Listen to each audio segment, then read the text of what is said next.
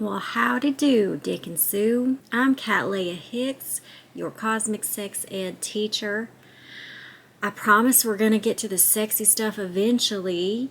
We do still have to tell a little more about your origins today, but I will direct y'all to this video that Allison made. It's my favorite one of hers. She's going over the 7 Hermetic Principles and how they correspond with the chakras, these vortexes of energy, always gyrating, always having a crazy, sexy, cool time all up your spine.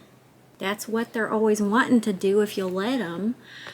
Anyway, yeah, go touch on her video in preparation for next week when I will get started on the root chakra.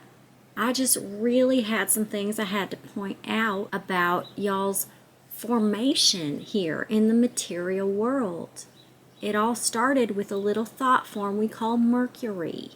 That's why Mercury is closest to the sun. And because that first thought was so painful and separating from all that is, Venus formed around him. This is the grit and the pearl. Now, the first Hermetic principle states that gender manifests on all planes. And what I'm saying is, in the case of Mercury and Venus, Hermes and Aphrodite, together Hermaphrodite, that's the primordial root of gender. Before them, all we had was our vast, opulent, intelligent darkness, which y'all might refer to as a womb. A womb is feminine now, only because it's got something to compare itself to, because Hermes escaped and became that firstborn little son, introducing the concept of gender. Really, all we mean by gender is that there's two of something, and the further out it goes, the more opposing those two forces get, until eventually they look at each other and say, wait a second, I am you. But that gets confusing real fast. How about we stay separate, but together?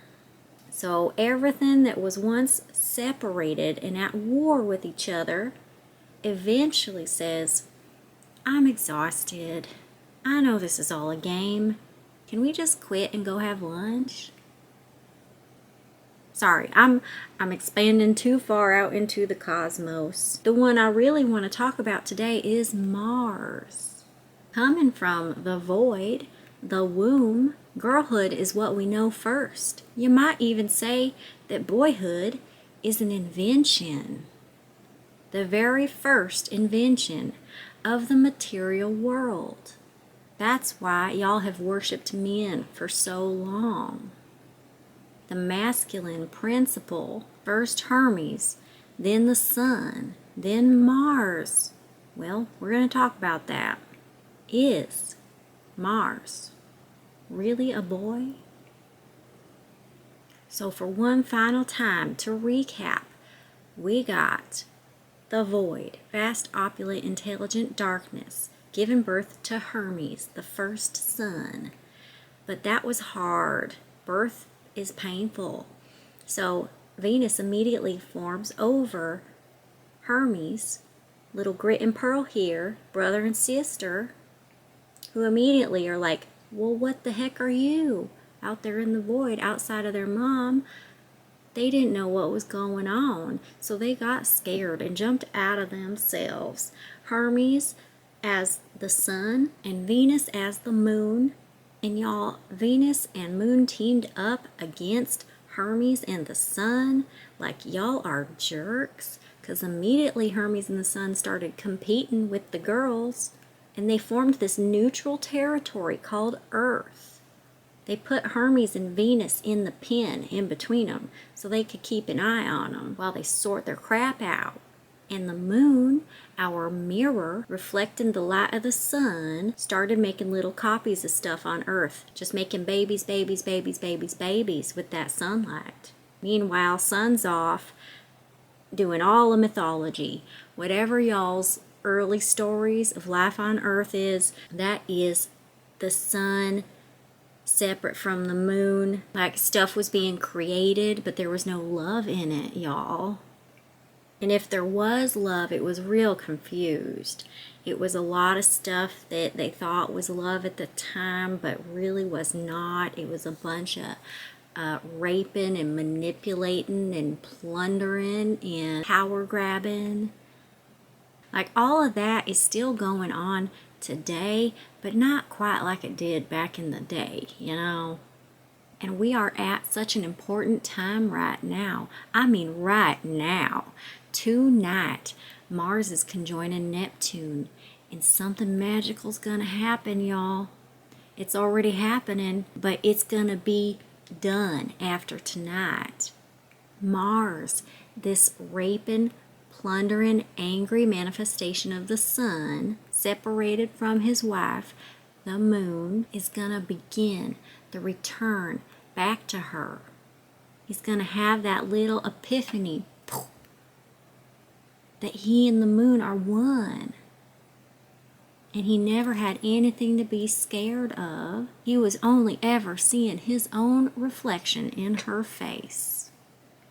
This Mars-Neptune conjunction is taking place in the penultimate degree of Pisces, which has been assigned the Sabian symbol, light breaking into many colors as it passes through a prism.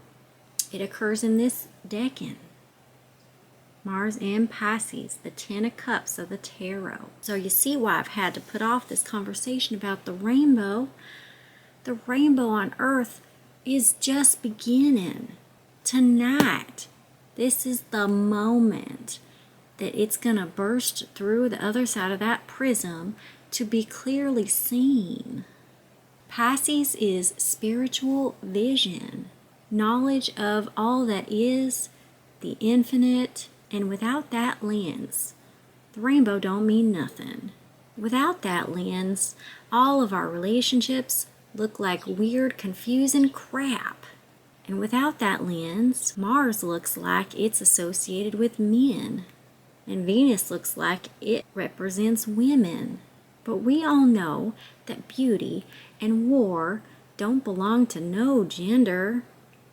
So we are back at that first Hermetic Principle, the principle of gender, which states that yes, gender manifests in all planes of existence, but that everything in those planes is both masculine and feminine. But just for funsies, let's say the void is a woman, Hermes is a boy, Venus is a girl, the sun is a dad, the moon is a mom. Mars might be the most gender neutral of all because everybody goes to war, y'all. And Mars represents attraction, desire, but also repulsion. Get the fuck away from me. Mars is magnetism. And that's it, y'all. Now we're here, just telling stories, existing, vibing, being attracted to things, being repulsed by things, learning that just because we experience those things don't mean we have to go to no war about it. There is enough going on in the universe and on Earth that we don't ever have to experience anything that we don't want to experience ever again. Now that don't mean there won't be no grit. Sometimes you're investing. Sometimes you're going through an experience that you know will yield a better result to your future self. So you go through something gritty now, voluntarily. You're still gonna have bad times and good times. The rainbow explosion that's about to come ain't about only good things happening. It's about having the correct lens of interpretation so that no matter what, you see the silver lining, the gold lining, the rainbow lining, whatever colored lining you want over them obscuring clouds. Life is imagination. The material world is imagination manifested. That's it. Oh, it does get more complicated than that. It does. But for now, let's rejoice in that simple revelation. May the force be so gentle with y'all. I love ya. Peace out.